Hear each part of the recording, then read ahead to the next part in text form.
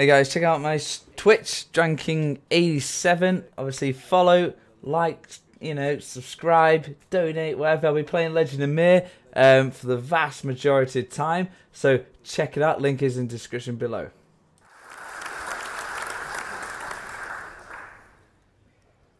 Peter and Brendan stood up here and complained that us students, people like Tim and me, are engaged in a discourse of censorship, that we want to silence them. I mean, funny, you don't seem very silenced. For a start, you're here. For a second, you still have your national newspaper columns. Apparently, I don't read them, but people tell me they're still out there.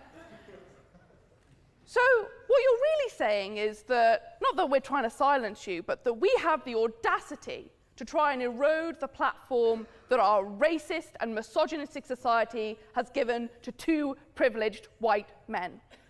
That is what we are guilty of doing. What you are saying is you personally have a right to that platform, which other people are not given, that you personally should maintain hegemony over that platform. What we are saying is move the hell over.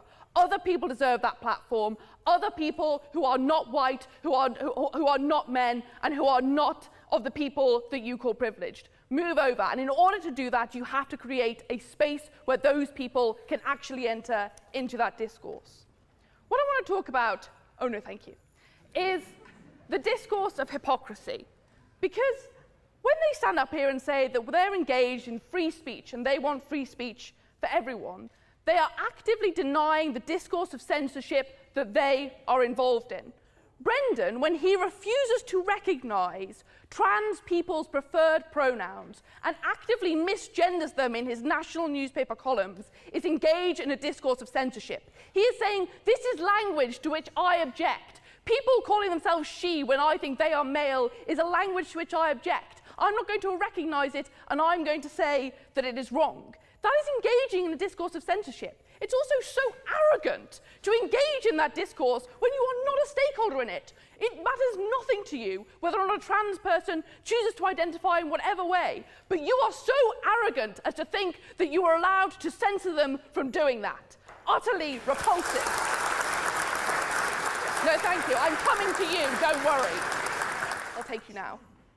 No? No PR1? Well, yes, Go indeed. for it. Yeah, you said at the beginning that you didn't read our columns, and it's absolutely evident from what you've said this evening that you don't.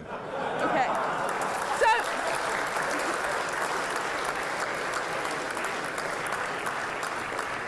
don't worry, I do my research. And the thing I'm referring to is when Peter Hitchens said about the rapes that had occurred in Oxford, that obviously the fact that these were Muslims was important, because if you engage in a discourse where you think of other people as infidel and think of other people as lesser, that makes you more likely to be a rapist. That's why Muslims are more likely to be rapists. Exactly what you said. Where? When?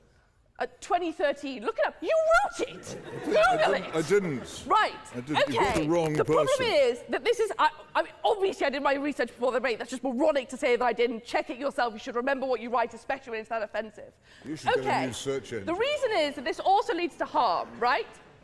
The reason why this discourse is so instrumental in perpetuating violence is obvious.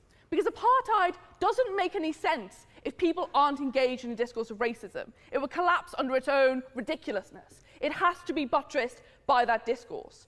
Homophobic attacks make no sense without a discourse that legitimizes homophobia, without playing into that discourse and being part of that conversation.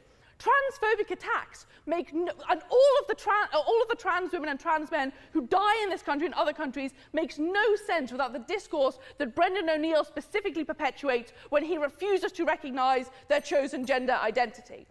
Islamophobic attacks in the UK make absolutely no sense without a discourse of Islamophobia, without the discourse that Peter Hitchens himself perpetuates. Peter Hitchens, when you write that a discourse of Islam is what causes Muslim men to rape, you are engaged in a discourse of censorship. You are saying that the discourse of Islam is something that is wrong, something that should not be allowed, something that you object to. Yeah, go for it.